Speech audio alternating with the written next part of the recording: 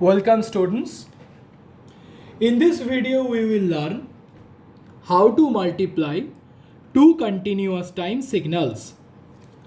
So here we have x1t, which is a continuous time signal as shown in the figure.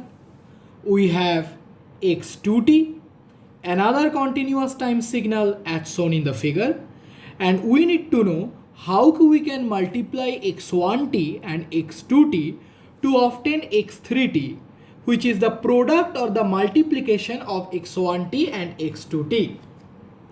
So x3t is nothing but product of x1t and x2t.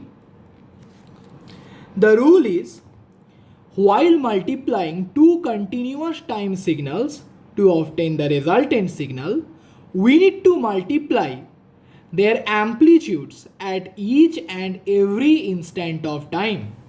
So to obtain x3t from the multiplication of x1t and x2t, we need to multiply the amplitudes of x1t and x2t at each and every instant of time. So let's solve this problem. We see that when time t is greater than 3, x1t is equal to 0, as well as when time t is greater than 3, x2t is also equal to 0.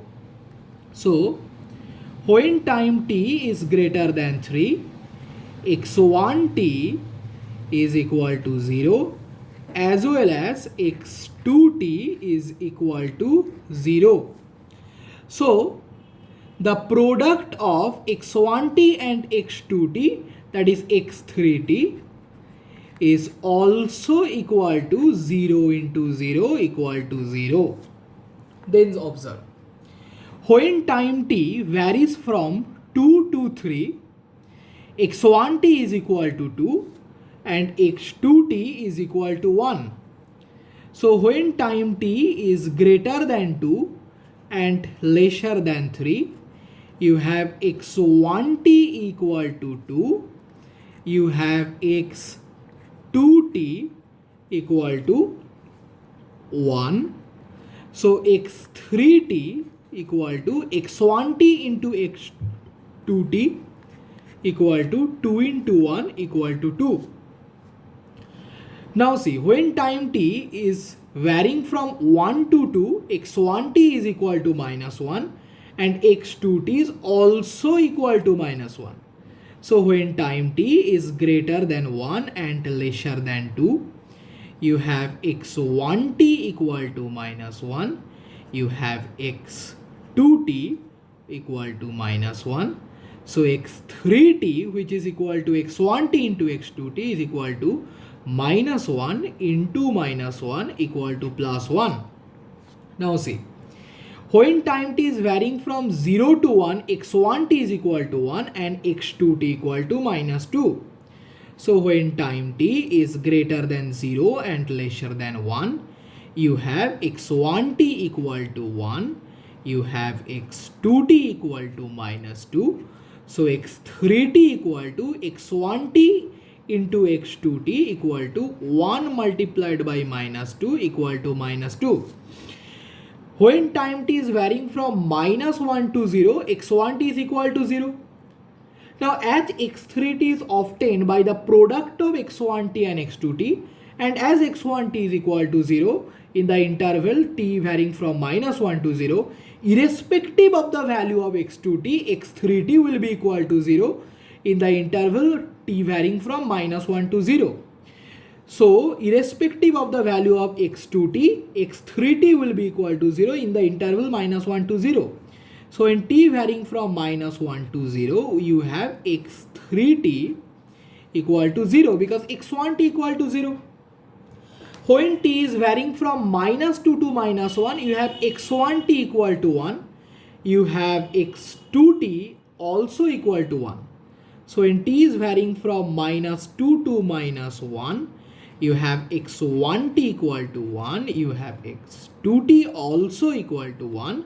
So x3t equal to 1 into 1 equal to 1. And when time t is lesser than minus 2, see x1t is equal to 0, as well as for t lesser than minus 2, x2t is also equal to 0. So when t is lesser than minus 2, you have x1t equal to 0, you also have x2t equal to 0. So x3t equal to 0 into 0 equal to 0.